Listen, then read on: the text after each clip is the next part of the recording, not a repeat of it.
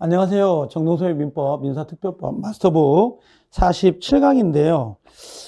이번은 우리가 계약의 해제라고 하는 부분이 있죠. 117페이지를 참조하시면 돼요. 마스터북은. 없어도 뭐 듣는데 아무 지장이 없는데.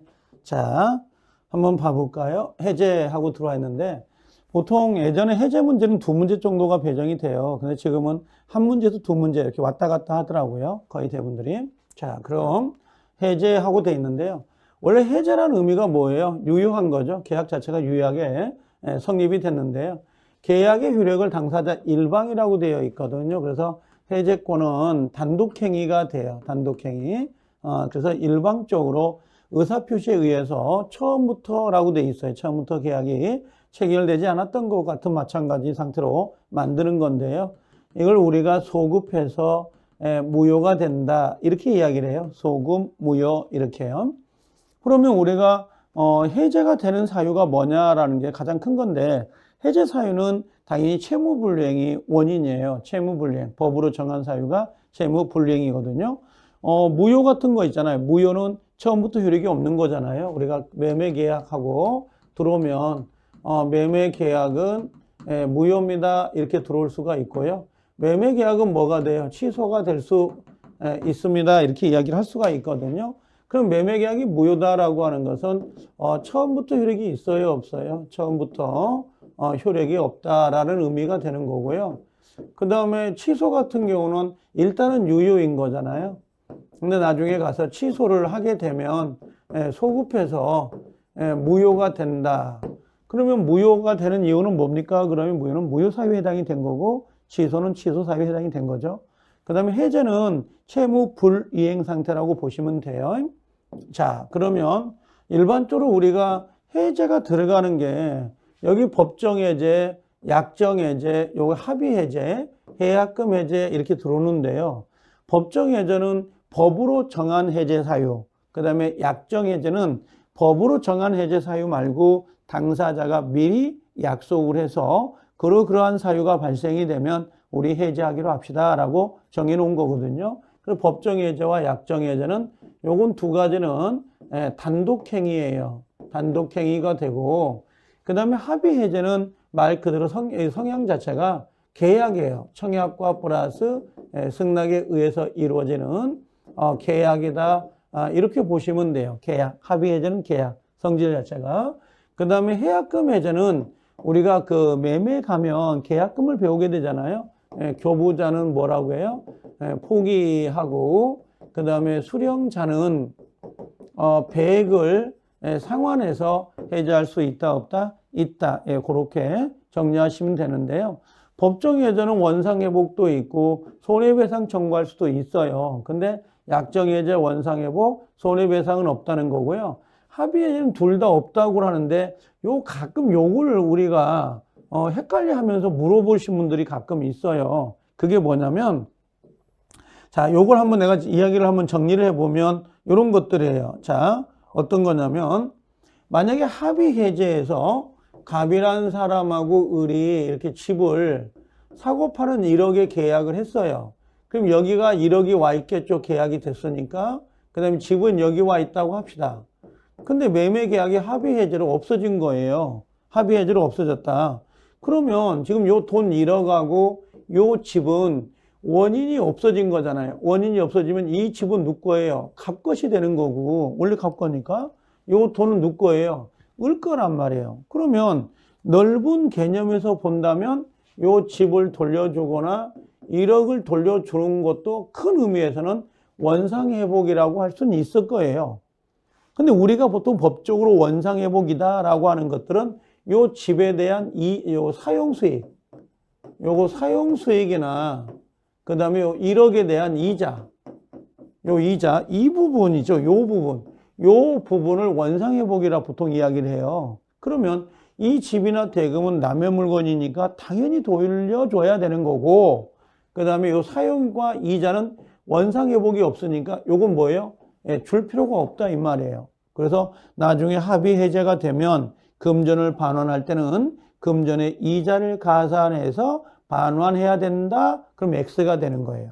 또 하나, 지금 여기 법정 해제는 원상회복과 요 손해배상이 들어와 있잖아요. 요걸 규정하고 있는 게 뭐냐면 조문상에 543조 이하 규정이 있거든요. 그러면 이 법정해제 543조가 여기는 준용이 돼야 안 돼요. 당연히 준용되지 않는단 말이에요. 왜 그러냐면 여기 법정해제는 원상회복, 그 다음에 요 손해배상 청구가 들어가는데 합의해제는 둘 다 안 되거든요. 이렇게. 둘 다 안 되니까 이걸 준용한다 그러면 안 된단 말이죠. 준용한다 그러면 X가 된다는 거 하나 체크하시면 될 것 같아요. 자, 그 다음에 여기 해약금 해줘도 당연히 원소가 안 들어옵니다. 원상회복이. 자, 그 다음에 여기 보니까 실권 약관이라는 말이 나오잖아요. 요 실권 약관 그런데 이걸 자동해제라 그래요. 그래서 우리가 매매할 때 매도자, 매수자가 중도금과 잔금을 지불하지 않으면 우리 자동으로 계약을 해제하기로 합시다라고 미리 약속을 해 두는 거예요.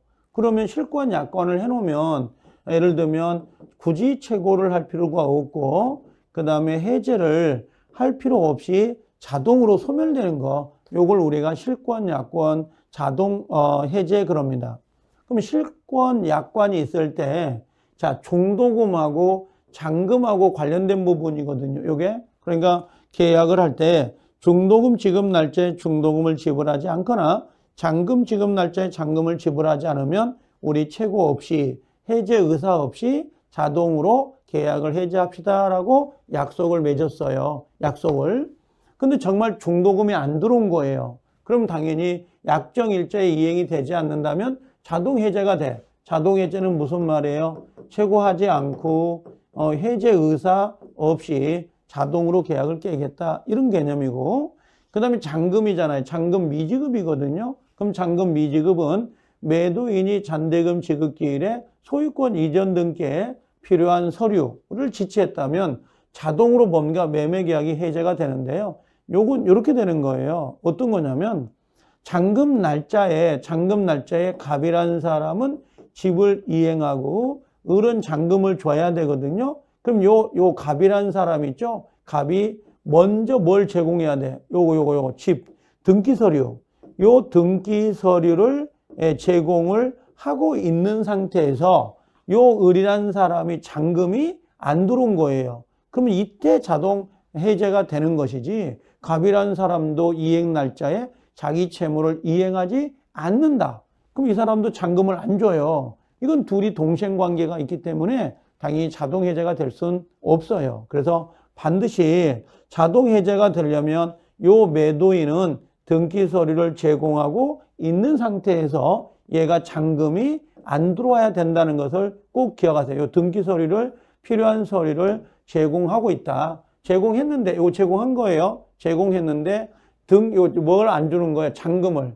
요 잔금을 주지 않는다면 자동으로 계약을 해제할 수가 있어요. 그 이유는 잔대금에 대해서는 동생관계가 적용되기 때문에 그래요. 그래서 우리 시험은 실권 약관을 물어볼 때 요 잔대금이 문제가 나와요. 잔대금이. 중도금은 안 물어봐요. 거의 10중 8구 잔대금이에요.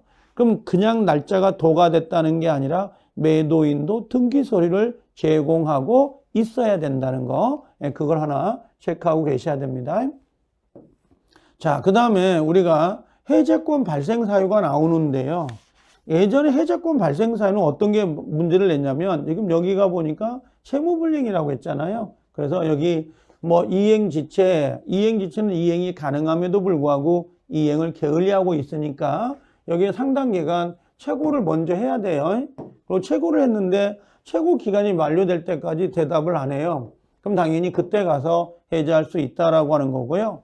그 다음에 여기 보니까 이행불능이 나오잖아요. 이행불능은 이행을 하고 싶어도 이행이 불가능한 거예요. 목적물이 화재로 인하여 소실됐다. 그러면 최고 없이 바로 뭐예요? 해제 의사를 해서 계약을 해제할 수가 있는 거고요. 불완전 이행은 두 개로 나눠져요. 추환이 가능한 거, 추환이 불가능한 거. 추환이 가능하다 그러면 추후에 완전히 할 수 있는 거고 추환이 불가능하다 그러면 추환이 안 되는 거거든요. 그러면 이때는 최고를 한 후에 해제가 돼야 되고 추환이 불가능한 건 굳이 최고하지 않더라도 해제할 수 있도록 되어 있습니다. 그 다음에 채권자 지체가 들어오는데요. 이 채권자 지체를 우리가 뭐라고 하냐면 수령지체, 이렇게 이야기하는데 수령지체도 일단 최고를 한 후에 수령을 하지 않으면 그때 가서 최고를 하는데요. 여기서 중요한 건 요거예요. 최고를 요하는 거, 최고를 요하지 않는 거. 여기 1번 정기행위. 정기행위는 정해진 기간 내에 이행하지 않으면 그 효과를 달성할 수 없는 것들이잖아요.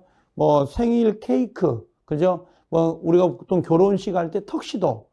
만약에 결혼식이 끝난 다음에 턱시도를 갖다 준다든지 생일 잔치가 다 끝난 다음에 뭐 케이크를 배달한다든지 요건 그 효과를 만족할 수는 없잖아요. 뭐 매일 우유를 하나씩 시켜 먹어야 되는데 30일 날 30개를 한꺼번에 갖다 준다든지 이런 건 계약의 효과를 할 수 없는 것들 요건 최고를 할 필요 없습니다. 바로 계약을 해지해 버리죠.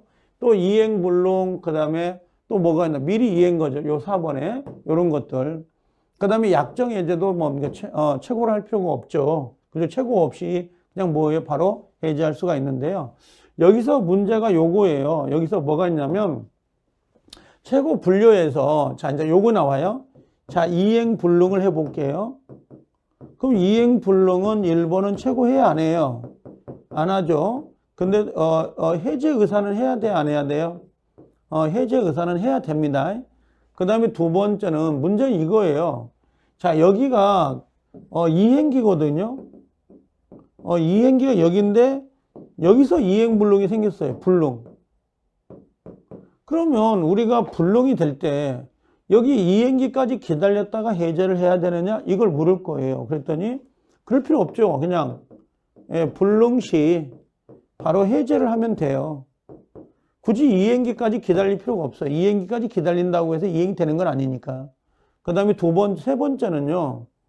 뭐냐면 여기서 반대급부를 제공하냐가 문제예요. 이게 불가능한데 내가 반대급부를 제공한다고 해서 상대방의 채무가 이행될 이가 없거든요. 그래서 여기도 반대급부를 이행할 필요가 있다 없다? 이행할 필요가 없어요. 그래서 이행불능 요거 꼭 체크를 하고 계셔야 되는 거예요. 지금 요게 좀 잘 나와요. 점이. 그 다음에 또 하나가 지금 여기 보니까 정기행위는 요 미리 이행거절 있잖아요. 4번. 그럼 미리 이행거절은 최고 안 한단 말이에요. 근데 자 미리 이행 거절을 했어요. 그럼 미리 이행 거절은 최고 없이도 바로 그냥 해지할 수 있거든요. 근데 미리 이행 거절하겠다는 의사를 이걸 철회한 거야. 철회. 그럼 철회를 했어요. 그럼 이행하겠다는 거죠. 근데 이 친구가 또 이행을 안 해요. 그럼 이행을 안 할 때 이걸 최고해야 되냐고 물어볼 거예요.